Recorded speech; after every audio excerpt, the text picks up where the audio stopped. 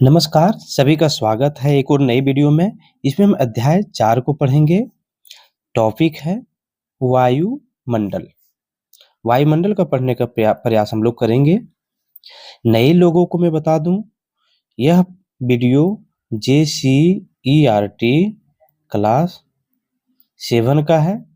अगर आप नए हैं इस वीडियो पर तो चैनल पर नए हैं तो चैनल को सब्सक्राइब करके जो है हमसे जुड़ जाइए और अपनी तैयारी को बेहतर बनाइए। यहाँ पर हम झारखंड के सभी बुक का जो स्कूल में चल रहे हैं उसको लाइन बाय लाइन पढ़ाने का प्रयास कर रहे हैं। चलिए शुरुआत करते हैं। पृथ्वी के चारों ओर कई सौ किलोमीटर की मोटाई में व्याप्त गैसीय आवरण को वायुमंडल कहा जाता है। पृथ्वी के चारों ओर हम जो देखते हैं कई सौ किलोमीटर यानी ऊंचाई पर हम जाएंगे पृथ्वी के चारों ओर, तो क्या दिखता है हम लोग को? गैसीय आवरण दिखता है। बहुत सारे गैस हम लोग को देखने को मिलता है जिसको हम लोग क्या बोलते हैं? वायुमंडल बोलते हैं। ठीक है। और यह पृथ्वी के चारों तरफ क्यों लटका हुआ है? क्योंकि पृथ्वी की आकर्षण शक्ति के कारण यह वायुमंडल इसके साथ टिका हुआ रहता है। हम लोग पढ़े हुए हैं कि पृथ्वी में क्या होता है? ग्रेविटेशनल फोर्स होता है। उसके कारण पृथ्वी क्या करता है? वायुमंडल को अपनी ओर अवशोषित यानी खींच करके रखते हैं। पृथ्वी की सतह पर विभिन्न प्रकार के जीवों का अस्तित्व इसी वायुमंडल के कारण ही संभव होता है, अन्यथा पृथ्वी भी चंद्रमा के समान वीरान होता। अगर पृथ्वी पर ये वायुमंडल नहीं होता तो क्या जीव जंतु, पादप कुछ भी पनप पाते यहाँ पर? तो जवाब है कि नहीं पनप पाते। तो जीवों का अस्तित्व ही क्यों किस कारण हुआ है? तो वायुमंडल के ही कारण यहाँ पर हुआ है। अगर वायुमंडल नहीं होता तो चंद्रमा की तरह पृथ्वी भी क्या रहता? वीरान रहता। इससे पता चल रहा है कि चंद्रमा पर भी क्या है? वायुमंडल नहीं है। ठीक है। हमारी पृथ्वी गैसों की घनी चादर से घिरी हुई है। भले हम लोग अपने आंखों से नहीं देख पा रहे हैं गैस को, लेकिन हम लोग महसूस करते हैं कि हमारी पृथ्वी जो है गैस के घनी चादर से घिरी हुई है। जितना ही हम लोग अगर जमीन पर देखें तो यहाँ पर गैस सबसे ज्यादा घना है, यानी इसकी डेंसिटी घनत्व जो है पृथ्वी पर जमीन के संपर्क में ज्यादा है। ठीक है। पृथ्वी पर जीवों को जीवित रहने के लिए वायुमंडल की आवश्यकता पड़ती है। यह हमें पेड़ पौधों को सांस लेने के लिए वायु प्रदान करता है और सौरमंडल के हानिकारक किरणों से के बुरे प्रभाव से हमारी रक्षा करता है। क्या बोल रहा है कि जो ये घनी चादर है पृथ्वी का, यह क्या करता है? यह पृथ्वी पर जीवों को जीवित रहने के लिए वायुमंडल की जो आवश्यकता पड़ती है उसको पूरा करता है। इसके अलावा पेड़ पौधे क्या करते हैं? वायुमंडल से ही सांस लेते हैं और अपने खाना का जो है प्रकाश संश्लेषण की क्रिया करते हैं, तो उसको भी जो है हेल्प होता है। और इसके अलावा क्या करता है? सौर मंडल की जो हानिकारक किरणें कहाँ पर आती है? अर्थ पर जो आती है उससे भी हमारी रक्षा करती है। देख क्या बोला गया है? सुरक्षा की इस चादर के कारण ही हम दिन के समय जलने और रात के समय ठंड के कारण जमने से बच जाते हैं। क्या कहना है इसका मतलब? देखिए यहाँ पे वायुमंडल को सुरक्षा की चादर का संज्ञा दिया गया है। यहाँ पर बोला गया है कि हम दिन के समय जलने से बच जाते हैं और रात में ठंड के कारण जमने से बच जाते हैं। इसका क्या मतलब है? इसका मतलब सिंपल सा है कि देखिए सबसे पहले हानिकारक किरणों की बात आ रही है, तो हमारे अर्थ के जो वायुमंडल है उसमें ओजोन का एक लेयर है, पट्टी है। जब भी हानिकारक किरणें सूर्यमंडल से आती है, सूर्य से आती है, तो उसको क्या करता है? हानिकारक किरणों को ये अवशोषित कर लेता है, ओजोन की परत जो है वो। ठीक है, डन है। दूसरा यहाँ पर है दिन के इसमें जलने से बच जाते हैं हम लोग। अब देखिए जो हानिकारक किरणें आ रही है अगर आती अर्थ पर तो क्या होता? हम लोग जल जाते हैं उसके हानिकारक प्रभाव से। अल्ट्रावायलेट किरणें होती है और रात के समय ठंड से मर जाते हैं। देखिए दिन के समय जो सन के का हीट आता है अर्थ पर, अर्थ उसको क्या करते हैं? अवशोषित कर लेते हैं, अपने अंदर समा लेते हैं। लेकिन रात के समय जब सन जो है नहीं रहता है उसमें क्या करता है? वही हीट को बाहर निकालता है। रिलीज कर रहा होता है वायुमंडल में। अगर वायुमंडल नहीं होता तो ये हीट क्या होता, फिर से अंतरिक्ष में वापस चला जाता। लेकिन वायुमंडल में रहने के कारण, जैसे CO2 गैस है यानी कार्बन डाइऑक्साइड है, वो क्या करता है, ये हीट को ट्रैप करके जमीन पर ही फंसा देता है, अर्थ पर ही फंसा देता है, जिसके कारण हम लोग ठंड से बच जाते हैं। अगर ये CO2 गैस अगर नहीं होता और अगर वायुमंडल नहीं होता तो क्या होता, हम लोग रात में ठंड से जम करके मर जाते। इसीलिए सुनते होंगे बहुत सारे ऐसे ग्रह हैं, जैसे शुक्र का ही अगर बात करें, दिन में बहुत ज्यादा गर्म होता है और रात में बहुत ज्यादा ठंडा हो जाता है, माइनस में। तो क्यों? यही वायुमंडल के कारण। अब है वायुमंडल के संगठन, क्या क्या है देखते हैं। वायुमंडल में बहुत सी गैसें पाई जाती है, जैसे nitrogen, oxygen, carbon dioxide, ozone, helium, argon तथा हाइड्रोजन। जैसे कि हम जानते हैं कि वायुमंडल में नाइट्रोजन गैस 78% है और ऑक्सीजन 21%। उसी तरह कार्बन डाइऑक्साइड जो है वो कितने है, 0.03% है। आर्गन गैस जो है 0.93% है। सबसे ज्यादा अगर बात करें हमारे वायुमंडल में गैस के परसेंटेज का, तो नाइट्रोजन सबसे ज्यादा 78% है, ऑक्सीजन 21% है, और इसके बाद आता है थर्ड नंबर हमारा आर्गन का 0.93%। उसके बाद फोर्थ नंबर का आता है हमारा CO2 यानी कार्बन डाइऑक्साइड का। इसके अलावा एक चीज और याद रखेंगे, हमारे वायुमंडल में गैसों के अलावा जल वाष्प एवं धूल कण भी मौजूद है। धूल के कण को भी हम लोग किसमें गिनते हैं, जल वाष्प को भी हम लोग वायुमंडल में ही गिनती करते हैं, तो यह भी मौजूद है। ठीक है, आगे वायुमंडल में मौजूद सभी प्रकार की गैसें हमारे लिए उपयोगी, सब गैसें हमारे लिए उपयोगी है। एक एक करके अगर पढ़ना चाहेंगे सारे उपयोगी हैं। नाइट्रोजन गैस वायुमंडल में सर्वाधिक मात्रा में पाई जाने वाली गैस है, जिस कारण श्वसन क्रिया के समय कुछ नाइट्रोजन गैस भी हमारे फेफड़े में चली जाती है। अब नाइट्रोजन गैस की मात्रा बहुत ज्यादा है हमारे वायुमंडल में, तो जब हम सांस ले रहे होते हैं तो उसमें क्या होता है, ऑक्सीजन के साथ साथ नाइट्रोजन भी चला जाता है हमारी नाक में, और फिर नाइट्रोजन बाहर आ जाता है और ऑक्सीजन क्या होता है, अंदर चले जाते हैं। ठीक है, और क्या होता है, और फिर बाहर निकल जाती है नाइट्रोजन गैस जो है, हम लोग बाहर निकाल देते हैं और ऑक्सीजन को अवशोषित कर लेते हैं। देखिए आगे, परंतु पौधों के जीवन नाइट्रोजन पर आश्रित है। पौधों का जो जीवन है वो किस पे आश्रित है, नाइट्रोजन पर आश्रित है। लेकिन पौधे सीधे नाइट्रोजन नहीं ले पाते। पौधा जो है, पेड़ पौधे, वो नाइट्रोजन को डायरेक्ट सीधे नहीं ले पाते हैं, तो क्या करते हैं, कुछ पौधों की जड़ों में रहने वाले जीवाणु वायु से नाइट्रोजन लेकर उसका स्वरूप बदल देते हैं, जिससे पौधे इसका प्रयोग कर पाते हैं। अब क्या होता है, पौधे के जड़ों में एक जीवाणु होता है, वो नाइट्रोजन क्या करता है, अवशोषित कर लेता है और उसको नाइट्रोजन को स्वरूप बदल करके अमोनिया बना देता है, और अमोनिया बनने के बाद उसको क्या करता है, पेड़ पौधे उपयोग कर लेते हैं। ऑक्सीजन वायु में प्रचुरता से मिलती है, 21% है तो मिल रहा है। मनुष्य तथा पशु सांस लेने के लिए वायु में अव्यवस्थित ऑक्सीजन पर निर्भर रहते हैं। हम लोग और जानवर भी ऑक्सीजन ही लेते हैं, लेकिन पेड़ पौधे क्या करते हैं, प्रकाश संश्लेषण द्वारा ऑक्सीजन उत्पन्न करते हैं। इस प्रकार वायुमंडल में ऑक्सीजन गैस की मात्रा एक समान बनी रहती है।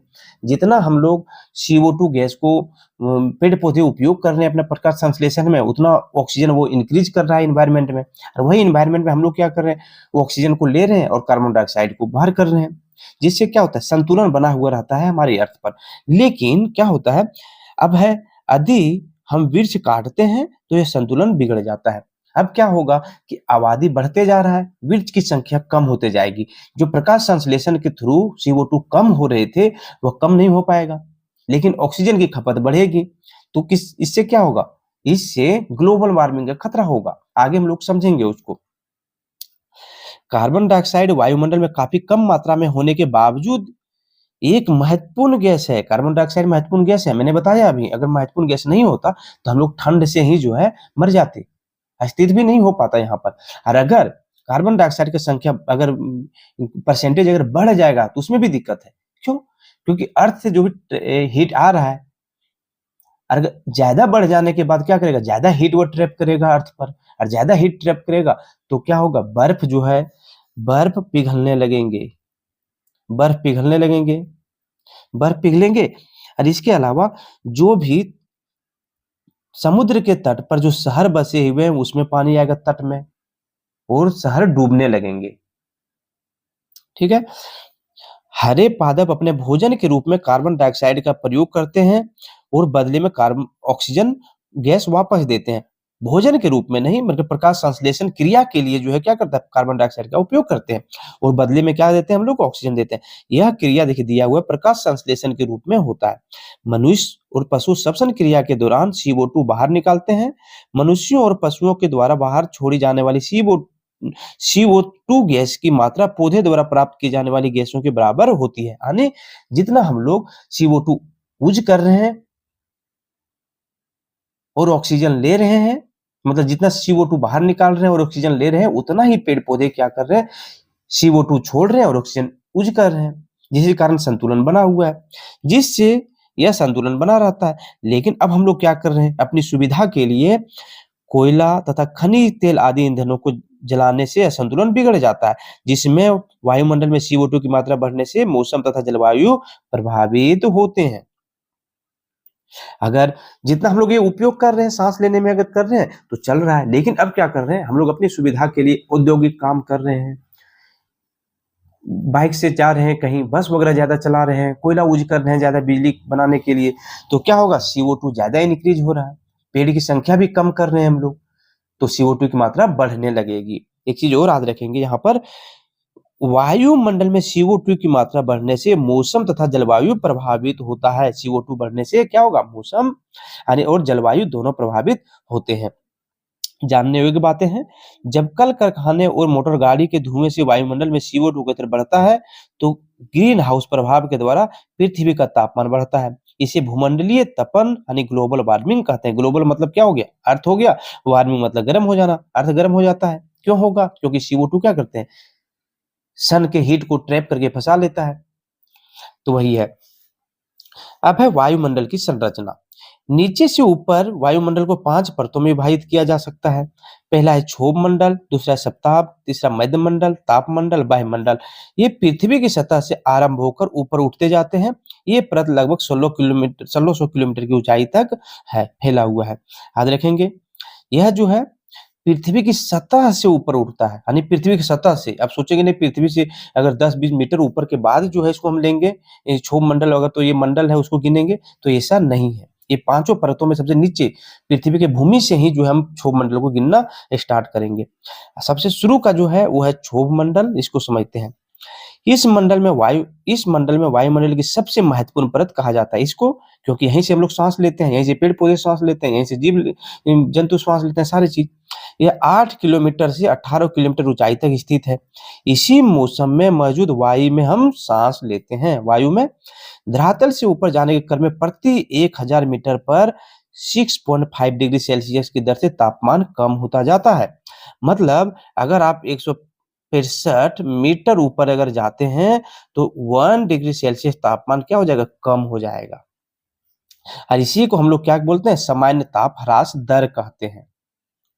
मौसम की प्राय सभी घटनाएं जैसे कोहरा, बादल, ओला, तुषार और आंधी तूफान, मेघ आदि इसी भाग में घटित होते हैं। सारा चीज जो है, जो भी एक्टिविटी हम लोग बादल के रूप में देखते हैं, बादल नहीं, जो वायुमंडल के रूप में हम लोग देखते हैं, वो सारा कहाँ पर होता है, क्षोभ मंडल में होता है। क्षोभ मंडल के गर्म और शीतल होने का कार्य विकिरण, संचालन तथा संवहन द्वारा होता है। अब क्षोभ मंडल का गर्म होना और ठंडा होना किसके ऊपर डिपेंड करता है, विकिरण के द्वारा होता है, संचालन के द्वारा होता है और संवहन के द्वारा होता है। चलिए इस पे चर्चा हम लोग करेंगे आगे। यहाँ पे दिया हुआ देखिए, कोई भी वस्तु निश्चित तापमान पर अनेक प्रकार की ऊष्मा तरंगें प्रसारित करती है, कोई भी वस्तु, ठीक, जिससे हम लोग विकिरण कहते हैं। समझ रहे हैं क्या बोल रहा है, कि कोई भी वस्तु एक निश्चित तापमान पर अनेक प्रकार की ऊष्मा तरंगें बाहर निकालती है, उसको हम क्या बोलते हैं, विकिरण बोलते हैं। सबसे इंपॉर्टेंट बात हम बताना चाहेंगे इसमें, विकिरण के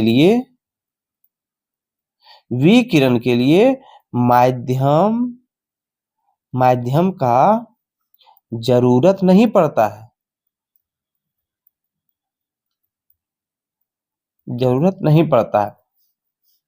मतलब ये कहना चाह रहे हैं हम, देखिए यहाँ पे इसको समझिए। संचालन क्रिया के अंतर्गत एक अणु स्पर्श द्वारा दूसरे अणु को ऊष्मा प्रदान करता है या ग्रहण करता है। मतलब अगर आप एक अणु को यहाँ पे गर्म कर दिए, तो ये बगल वाले अणु को गर्म करेगा, तीसरे गर्म करेगा, चौथे गर्म करेगा और ये इस तरह से क्या हो रहा है? ये होगा संचालन यानी चालन क्रिया के द्वारा गर्म हो रहा है वस्तु। वीक मतलब यहाँ पे एक मीडियम है, मीडियम के थ्रू गर्म हो रहा है। लेकिन विकिरण में मीडियम का जरूरत नहीं पड़ता है। पृथ्वी से यानी सन से सन से अर्थ पर जो हीट आता है वह विकिरण के द्वारा आता है। विकिरण के लिए मीडियम का जरूरत नहीं पड़ता है। हम लोग जानते हैं सन से अर्थ के बीच में जो है निर्वात क्षेत्र है, वहां कोई मीडियम नहीं है, फिर भी यहाँ पे हीट आ रहा है। क्यों? तो विकिरण के द्वारा आता है। क्यों? अर्थ सन जो है सो बहुत सारी उष्मा तरंगे उत्सर्जित कर रही है और वही विकिरण के द्वारा यहाँ पे आ रहा है। आगे है, यह तभी संभव हो पाता है जब वस्तुओं के तापमान में भिन्नता पाई जाती है। एक चीज याद रखेंगे, ये वाला जो बात कर रहा है संचालन जो हो रहा है ये तभी होता है जब ये वाला जब ये अणु का तापमान अधिक, ये कम, इसके बाद कम, इस तरह से हो तब। अगर सब जगह तापमान टेम्परेचर अगर बराबर हो तो ये संचालन नहीं हो पाता है, वही बोला गया है। यह क्रिया तब तक चलती रहती है जब तक कि दोनों वस्तुओं का तापमान समान न हो जाए। संचालन को ही परिचालन भी कहा जाता है। ठीक है, आगे है सबसे दूसरा पार्ट, वो है समताप मंडल। इस पे समझते हैं। क्षोभ मंडल के ऊपर का भाग समताप मंडल कहा जाता है। इसकी ऊंचाई 50 किलोमीटर तक है। इस मंडल में मौसमीय घटनाएं नहीं होती। सारे मौसमीय घटनाएं क्षोभ मंडल में होती है, समताप मंडल में कोई मौसमीय घटनाएं नहीं होती है। हवाई जहाज उड़ाने के लिए सबसे उत्तम माना गया है किसको? समताप मंडल को। यहीं पर जो है ओजोन गैस की परत है, जो सूर्य से आने वाली परावैंगनिक किरणें व हानिकारक गैसों से हमारी रक्षा करती है। समझ रहे हैं? हम लोग को पता है परावैंगनिक किरणों से रक्षा करती है, लेकिन हानिकारक गैसों से भी ओजोन परत रक्षा करती है। और ये हानिकारक गैस कहाँ से आते हैं? सूर्य से आते हैं। यहाँ तापमान लगभग एक समान होता है। समताप मंडल में तापमान एक समान होता है। अभी हमने पढ़ा क्षोभ मंडल में क्या होता है, जितना ऊपर जाएंगे तापमान कम होता जाता है, लेकिन समताप मंडल में ऐसा नहीं है। आगे है मध्य मंडल। यह मंडल समताप मंडल और ताप मंडल के बीच वाली परत है। यह लगभग 80 किलोमीटर तक की ऊंचाई पर फैली हुई है। अंतरिक्ष से आने वाले उल्का पिंड इस परत में जल जाते हैं। यह मंडल काफी ठंडा है। जैसे जैसे ऊपर की ओर जाते हैं तापमान गिरता जाता है। याद रखेंगे, समताप मंडल में जो है अंतरिक्ष से आने वाली किरणें इस परत में जल जाती है, जल करके खत्म हो जाती है या तो पूरी नीचे भी आती है। यह मंडल जो है बहुत ज्यादा ठंडा है। जितना हम लोग ऊपर जाते जाएंगे मध्य मंडल में, उसमें तापमान उतना गिरता जाता है। अगला आता है तापमंडल। इस वायुमंडल की मुख्य विशेषता है कि इसमें ऊंचाई के साथ साथ तापमान भी अत्यधिक तीव्रता से बढ़ता जाता है। तापमंडल का नाम से ही पता चल रहा है, ताप जितना आप ऊपर बढ़ते जाएंगे तापमान बढ़ता जाता है। हर चीज याद रखेंगे, तापमान मतलब तापमंडल के अंदर ही एक और आयन मंडल है। इस परत का मुख्य भाग, ये परत का ही एक मुख्य भाग है, यानी आयन मंडल जो है तापमंडल का ही एक मुख्य भाग है। आयन मंडल धरातल से 80 से 640 किलोमीटर की ऊंचाई तक विस्तृत वायुमंडल का भाग होता है। इस भाग में विद्युतीय एवं चुंबकीय घटनाएं घटती रहती है। किसमें? तापमंडल में विद्युतीय और चुंबकीय घटनाएं घटती है। पृथ्वी से प्रसारित रेडियो तरंगें इस परत द्वारा पृथ्वी पर परावर्तित हो जाती है। अब पूछा जाएगा कि रेडियो तरंगें वायुमंडल की किस परत से पुनः परावर्तित होती है? तो वह तापमंडल से पुनः परावर्तित होकर के पृथ्वी पर आ जाती है। आयन मंडल का उपयोग रेडियो संचार के लिए किया जाता है, क्योंकि इसकी तरंगें वापस आ जाती है, इसलिए रेडियो संचार के लिए किया जाता है। ठीक है, और याद रखेंगे इसमें तापमान भी बहुत अधिक होता है। अगला है वायुमंडल।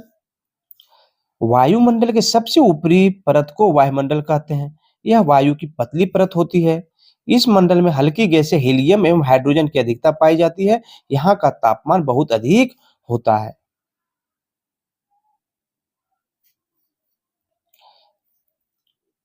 कहाँ का? वायुमंडल की सबसे ऊपरी परत वायुमंडल है। यह वायुमंडल की पतली परत होती है और यहाँ पर जो है हल्की गैस देखिए को हीलियम और हाइड्रोजन होता है। और यहीं के बाद अंतरिक्ष में जो है क्या होता है? हीलियम और हाइड्रोजन मिलता जाता है यानी तैरता रहता है। अगला है मौसम एवं जलवायु। मौसम वायुमंडल का प्रत्येक घंटे एवं दिन प्रतिदिन की स्थिति होती है। वहीं दीर्घ काल में किसी स्थान की औसत मौसम उस स्थान की जलवायु कहलाते हैं। क्या बोला गया है? मौसम जो है प्रत्येक घंटा बदलते रहते हैं। अपने आसपास में हम देखेंगे, कुछ समय पहले बादल नहीं था, अब बादल आ गया, मौसम चेंज हो गया है। पता चलेगा अभी बारिश हो रहा था, कुछ घंटे बाद बारिश बंद हो गया, मौसम चेंज हो गया। लेकिन जलवायु जो होता है वो दीर्घकालीन काम है, यानी 30 ईयर से 33 ईयर तक अगर हम आकलन हर दिन करें तो हम उसको बोलेंगे जलवायु। औसत मौसम को हम जलवायु बोलते हैं।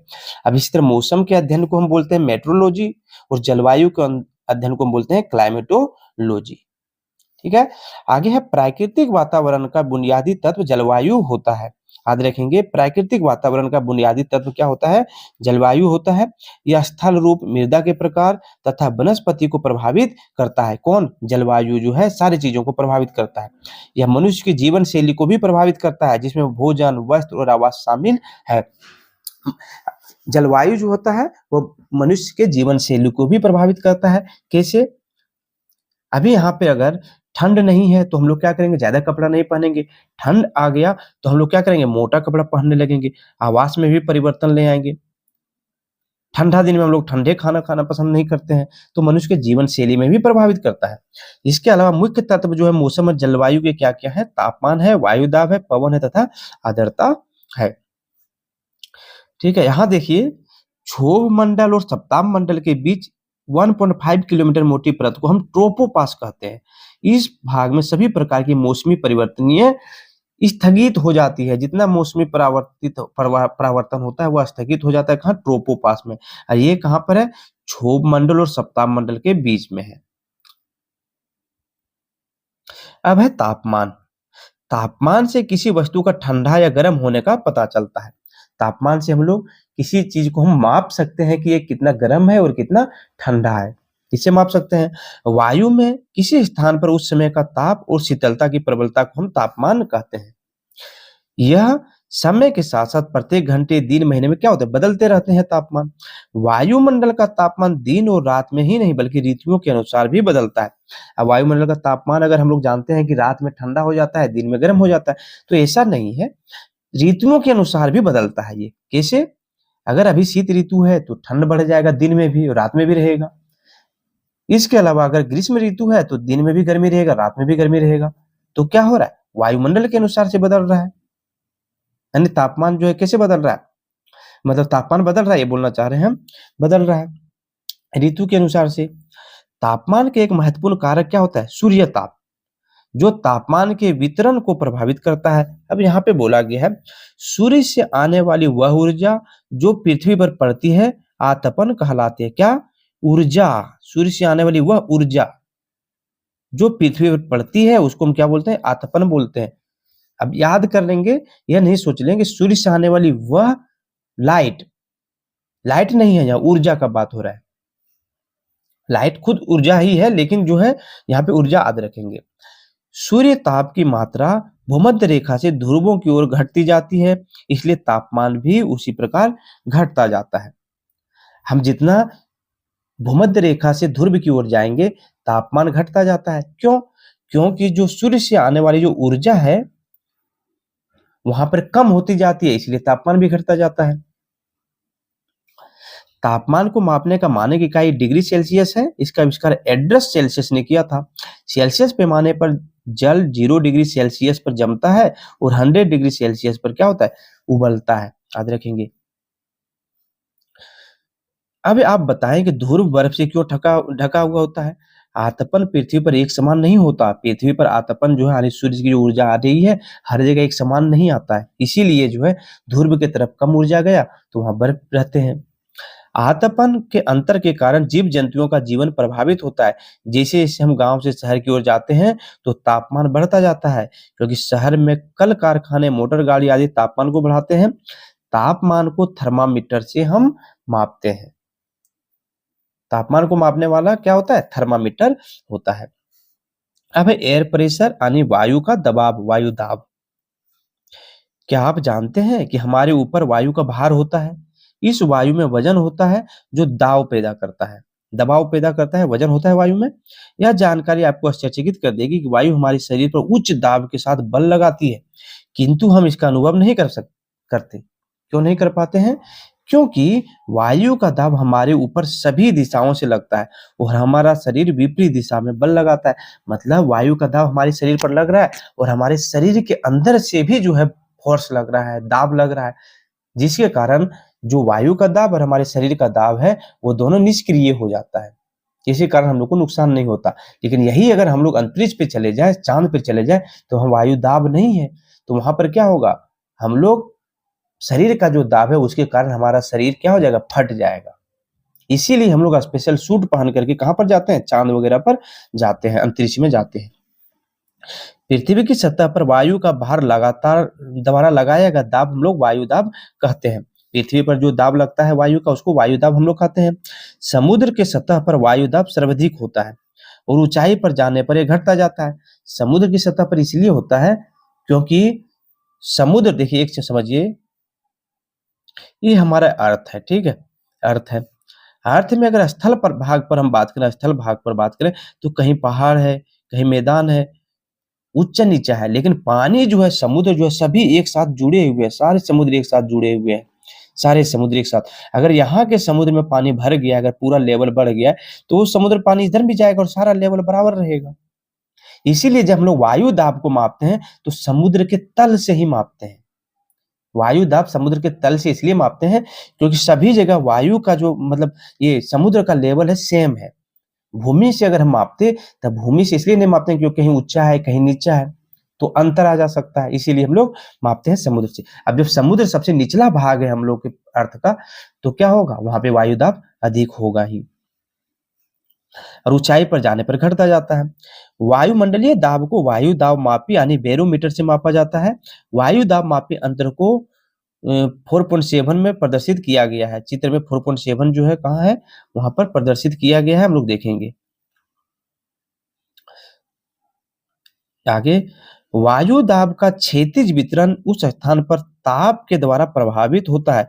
अधिक ताप वाले क्षेत्रों में वायु गर्म होकर ऊपर उठती है, इस कारण यह निम्न दाब क्षेत्र बन जाता है।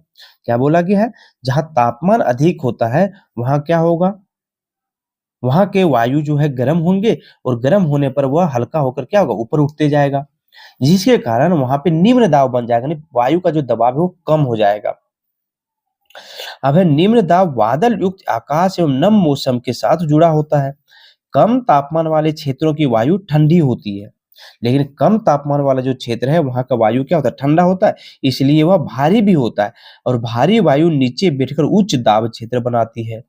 उच्च दाब के कारण आसमान साफ होता है, याद रखेंगे, उच्च दाब के कारण आसमान साफ होता है। वायु दाब तथा तापमान में विपरीत संबंध होता है। वायु दाब और तापमान में, अगर तापमान जो है अधिक होगा तो वायु दाब कम हो जाएगा, वायु दाब अधिक होगा तो तापमान कम हो जाएगा। अर्थात तापमान के अधिक होने से वायु दाब कम एवं तापमान के कम होने से वायु दाब अधिक होगा।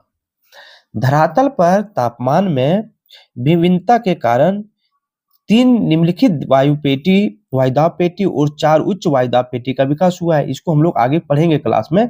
इसके जो 3 निम्न दाब पेटी, वायुदाब पेटी और 4 उच्च वायुदाब पेटी, उसके बारे में। इन वायुदाब पेटियों को चित्र 4.3 में प्रदर्शित किया गया है। इस चित्र में वायु की मूर्ति भी दिखाई गई है। ऐसा इस कारण से है कि वायु फेरेल के नियम का अनुसरण करती है। फेरेल के नियम के अनुसार वायु उत्तरी गोलार्ध में दाईं ओर तथा दक्षिणी गोलार्ध में वायु ओर मुड़ जाती है। फेरेल का नियम क्या कहता है कि उत्तरी गोलार्ध में दाईं ओर हवा बहेगी और दक्षिणी गोलार्ध में बाईं ओर हवा बहेगी। और ऐसा इसलिए होता है क्योंकि अर्थ जो है रोटेट कर रहा है, जिस कारण वायु का ये इस तरह से हवा होता है। अब आगे है पवन यानी विंड के बारे में समझेंगे। पृथ्वी पर तापमान का असमान वितरण इसी कारण वायुदाब पेटियां बनाती है। वायु हमारे उच्च दाब क्षेत्र से निम्न दाब क्षेत्र की बहती है। जहां निम्न दाब है वहां पर भरने के लिए उच्च दाब की हवा दौड़ के आती है। तो क्या कह सकते हैं हम लोग, वायु जो है उच्च दाब से निम्न दाब की ओर बहती है। निम्न दाब क्षेत्र की ओर देखो, क्या बोल रहा है, वायुदाब पेटियां बनाती है, चर्चा करेंगे। वायु की गति को हम लोग पवन कहते हैं। अब पवन किसको कहते हैं, याद रखेंगे। जमीन के समानांतर बहने वाली हवा को हम लोग क्या बोलेंगे? वायु बोलेंगे, समानांतर बहने वाली। अब देखिए निम्न दाब और उच्च दाब वाला बात है। देखिए अर्थ पर, यहाँ पर हवा ठंडा हुआ, ठंडा होकर के ऊपर उठ गया, ठीक है? तो क्या होगा? इधर से वायु इसको भरने के लिए आएगा, कैसे? अर्थ के समानांतर। यहाँ का जो वायु अर्थ के समानांतर में आएगा, यहाँ का जो वायु अर्थ के समानांतर में आएगा, इससे ऊपर वाला जो वायु है ये भी अर्थ के समानांतर में आएगा, ये भी अर्थ के समानांतर में आएगा, ये भी अर्थ के समानांतर में आएगा। तो पवन किसको बोलते हैं? अर्थ के समानांतर बहने वाली वायु को हम लोग पवन बोलते हैं। अब है प्रवाहित वायु एवं पवन की दिशा का पता पवन दिशा सूचक यानी विंड वैन के द्वारा अंदर से चलता है। यानी एनीमोमीटर से हम पवन की गति को मापते हैं। दिशा मापने के लिए दिशा सूचक है, लेकिन अगर पवन की गति मापते हैं तो उसको हम क्या बोलेंगे? एनीमोमीटर बोलते हैं। अब पवन को काम करते हुए देख सकते हैं। जब यह सड़क पर गिरी पत्तियों को उठाता है, यह तूफान के इसमें पेड़ों को उखाड़ देते हैं। पवन मुख्यतः 3 प्रकार के होते हैं, एक स्थानीय पवन, दूसरा है मौसमी पवन और तीसरा है एक अस्थायी पवन है, एक स्थानीय पवन है, तीसरा है। एक चीज और याद रखेंगे, पवन का नाम जो है उसके बहने की दिशा के आधार पर निर्धारित होता है।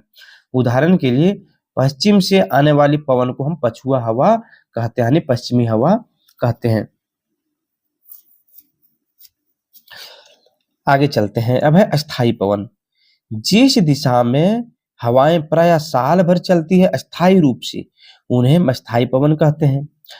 पर व्यापारिक पवन पछुआ एवं ध्रुवीय पूर्वी पवन अस्थायी पवन है। ये वर्ष भर लगातार निश्चित दिशा में बहते हैं। क्या बोला? अस्थायी पवन यानी स्थायी, समझ में आ रहा है? जो अस्थायी रूप से साल भर बहने वाले जो पवन है उसको हम लोग क्या बोलेंगे? अस्थायी पवन। अब कुछ नाम है, जैसे है व्यापारिक पछुआ एवं ध्रुवीय पूर्वी पवन अस्थायी पवन कहलाते हैं।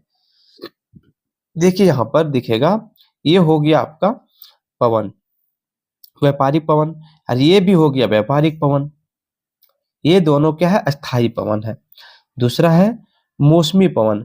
जिन हवाओं की दिशाओं में ऋतु के अनुसार परिवर्तन होता है उन्हें हम मौसमी पवन कहते हैं। ऐसे पवन विभिन्न ऋतुओं में अपनी दिशा बदलती रहती है, जैसे भारत में मानसूनी पवन है। मौसमी पवन किसको बोलते हैं? मौसम चेंज होने के साथ साथ जो है यह पवन अपना दिशा चेंज करने लगता है, उसी को हम लोग क्या बोलेंगे? मौसमी पवन। भारत में जो मानसूनी पवन है उसको भी हम मौसमी पवन ही कहते हैं, ठीक है। अगला है स्थानीय पवन।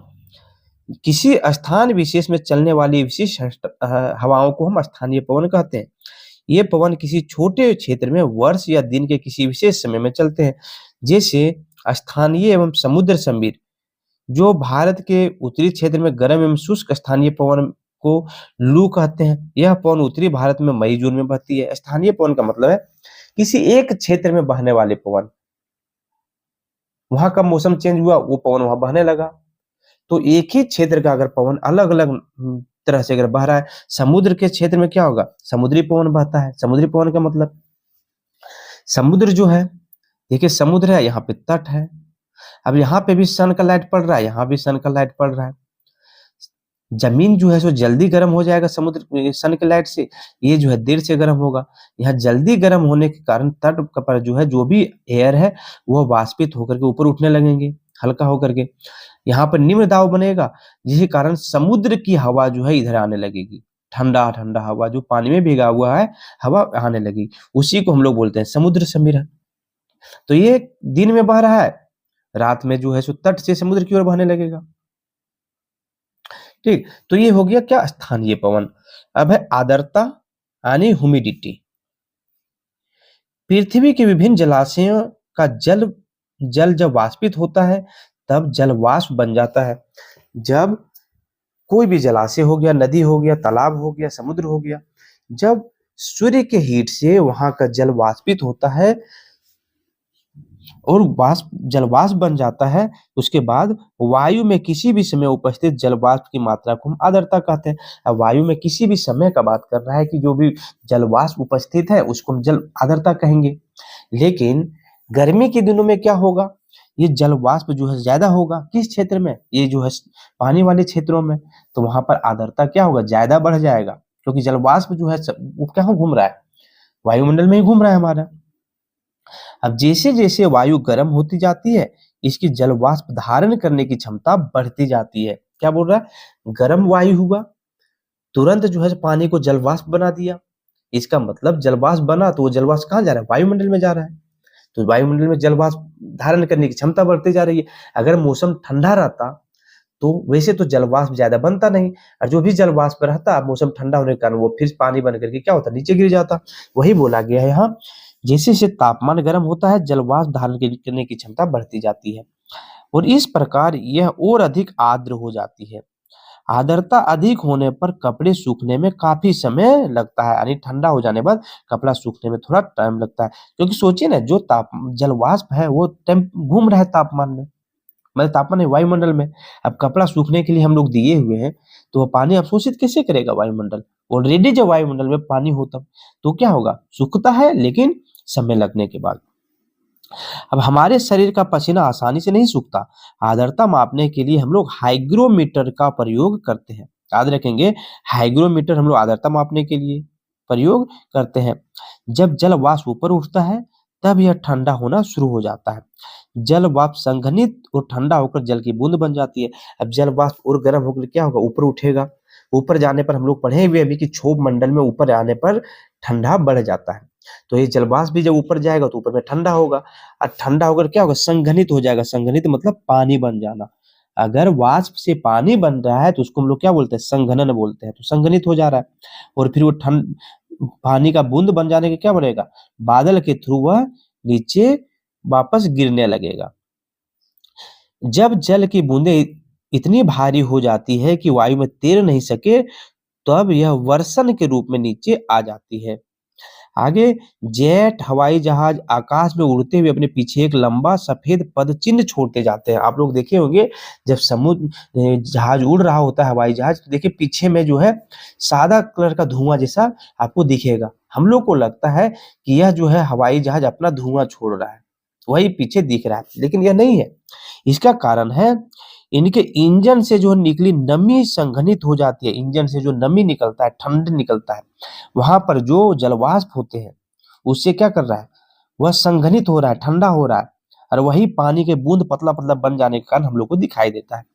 वायु के गतिमान न रहने की स्थिति में यह संघनित नमी कुछ देर तक पथ के रूप में दिखाई देती है। जल के रूप में पृथ्वी पर गिरने वाला वर्षण वर्षा कहलाता है। अब जल के रूप में अगर पृथ्वी पर वर्षा पानी गिर रहा है, वर्षण हो रहा है, तो उसको वर्षा बोलेंगे।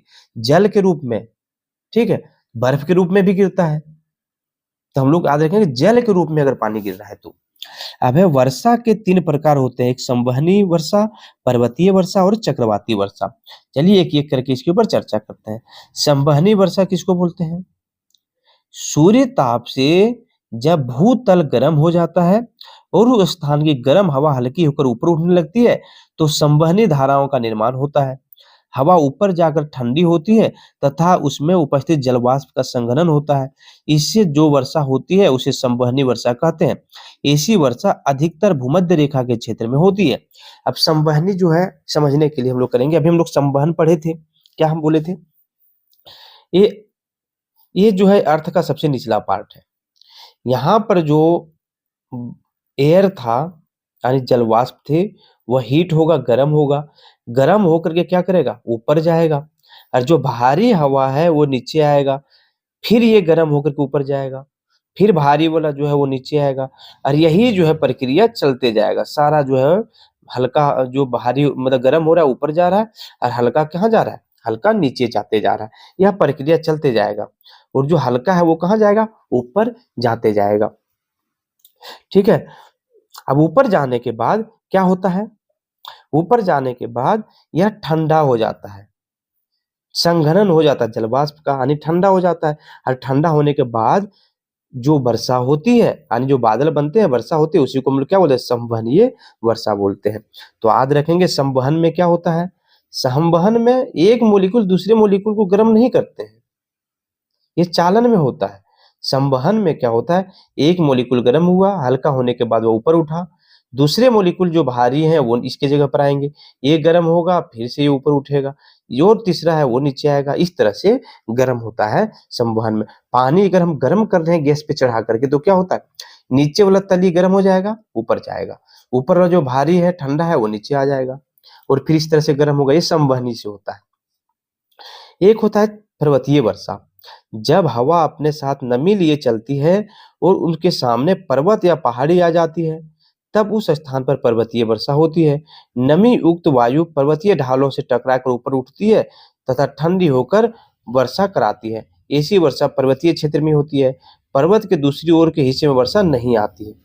क्या बोल रहा है, जब हवा अपने साथ नमी लेकर चलती है और पर्वत से टकराती है, पर्वत ऊंचा है इसका मतलब क्या होगा, वहां पे नमी होगा, ठंडा होगा, और वही टकराने के बाद फिर क्या होता है, वर्षा का रूप ले लेता है ठंडा हो जाने के बाद, और फिर वर्षा नीचे गिरना चालू हो जाती है। दूसरी ओर के हिस्से में वर्षा नहीं या बहुत कम होती है। कैसे होगा, ये पर्वत का ढाल है, इधर से जाके टकराया और फिर यहाँ से इधर घूम करके वर्षा होना चालू हो गया। यहाँ पर इस तरह से इधर तो वर्षा हो नहीं रहा है, यही तो पश्चिमी ढाल में होता है।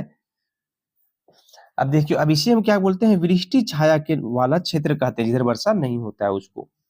अब आता है चक्रवाती वर्षा यानी साइक्लोनिक रेनफॉल। जब गर्म और आर्द्र हवा निम्न वायु दाब केंद्र के चारों ओर चक्कर काटते हैं एवं ऊपर उठती है, तब ठंडी होकर संघनित होती है और वर्षा कराती है। यह वर्षा चक्रवाती वर्षा कहलाती है। यह अधिकतर तटीय क्षेत्रों में होती है। चक्रवाती वर्षा किसको बोलते हैं, सोचिए, ये हो गया हमारा समुद्र, ठीक है। समुद्र में यहाँ पर क्या होगा, यहाँ का पानी जो है जो गर्म होगा और वाष्पित होकर ऊपर उठेगा, यहाँ का वाष्पित होकर ऊपर उठेगा, इस तरह से उठ रहा है। तो ऊपर उठने के बाद यहाँ पे क्या बनेगा, निम्न दाब का क्षेत्र बन जाएगा। निम्न दाब का क्षेत्र बनने के बाद इधर से भी हवा दौड़ेगी, इधर से भी दौड़ेगा, इधर से भी, इधर चारों तरफ से दौड़ेगा। और दौड़ने के बाद क्या होगा, धीरे धीरे ये रोटेट करने लगता है, हवा रोटेट करने लगता है और चक्रवात का रूप ले लेता है। और फिर क्या होता है, ये रोटेट होकर के यही वर्षा जो है तटीय क्षेत्रों में करवाती है। तटीय क्षेत्रों में मतलब कहाँ, समुद्र के बगल में जो जमीन है, अगल बगल में जमीन है, तट है, उस क्षेत्र में वर्षा करवाती है। इसी को हम लोग क्या बोलते हैं, तटीय वर्षा बोलते हैं। जीव जंतुओं और पौधों को जीवित रहने के लिए वर्षा बहुत महत्वपूर्ण है। इससे धरातल को ताजा जल प्राप्त होता है। वर्षा का जल ही सतह के नीचे रिस कर भौम जल या भूमिगत जल के रूप में प्राप्त होता है। जो भी हम लोग भूमि के नीचे से जल निकालते हैं, वहां पे कहाँ से आता है जल, तो वर्षा का जल जो है रीच करके अर्थ के नीचे जाता है, तो वही भूमिगत जल बनता है और उसी से हम लोग का जीवन यापन भी चलता है। यदि वर्षा कम हो तो जल की कमी तथा सूखा हो जाता है। इसके विपरीत यदि वर्षा अधिक होती है तो बाढ़ भी आ जाती है। कम वर्षा हो तो अर्थ के अंदर पानी नहीं जा पाता है, सूखा हो जाता है। लेकिन अगर अधिक वर्षा हो तो अर्थ जो है बहुत तेजी से पानी को नहीं सूख पाता है, जिसके कारण क्या हो जाएगा, बाढ़ जैसा उत्पन्न हो जाएगा। अब है चक्रवात, प्राकृतिक आपदा।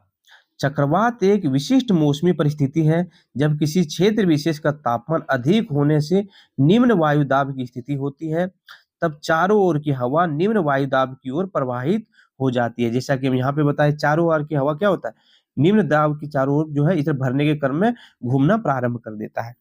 और घूमने के क्रम में क्या होता है, यहाँ अगल बगल के जितने पानी है वो जो है अपने साथ लेके आने लगता है। और ये जो है करीब 150 किलोमीटर का जितना बड़ा जो है ये हो जाता है।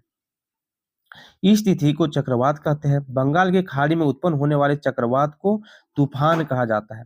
तीव्र चक्रवातीय तूफान का खतरा भारत के पूर्वी समुद्री तट पर स्थित उड़ीसा, आंध्र प्रदेश तथा तमिलनाडु में बंगाल की खाड़ी से बना रहता है। क्यों, क्योंकि देखिए बंगाल की खाड़ी यहाँ पर है, यहाँ देखेंगे पश्चिम बंगाल, उड़ीसा, आंध्र प्रदेश, तमिलनाडु, ये सभी क्षेत्र जो है बंगाल की खाड़ी के अगल बगल में।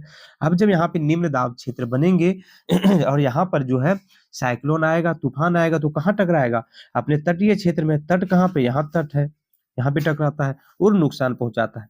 उड़ीसा राज्य के 5 जिले अक्टूबर 1999 को इस चक्रवात से बुरी तरह प्रभावित हुए। यह महा चक्रवात था जो उड़ीसा के एरसमा एवं बालीकुंडा के बीच क्षेत्रों में प्रभावित किया। देखिए यहाँ पे उड़ीसा है, यहाँ पर जो है इसने प्रभावित किया था। इसकी गति 260 किलोमीटर प्रति घंटे थी। तटीय क्षेत्रों में पाए जाने मैंग्रोव के जंगल भी पारादीप एवं कोणार्क वाले जगहों से लगभग लुप्त हो गए। क्या बोल रहा है? मैंग्रोव के जंगल जो है ये लुप्त हो गए। कोणार्क वाले जगह में जितने भी थे सारे लुप्त हो गए इस तूफान से। 1999 ईस्वी के महाचक्रवात के बाद भी बंगाल की खाड़ी में तितली, हुदहुद, गाजा नामक कई चक्रवात आ चुके हैं। ये चक्रवात सामान्यतः अक्टूबर-नवंबर माह में आता है। अक्टूबर-नवंबर माह में ये चक्रवात आते हैं यहाँ पर। ठीक, तो अध्याय 4 यहीं पे समाप्त करते हैं। नेक्स्ट वीडियो के लिए जो है आप चैनल को सब्सक्राइब कर दीजिए और वीडियो को लाइक करके अपने दोस्तों में शेयर कर दीजिए। धन्यवाद।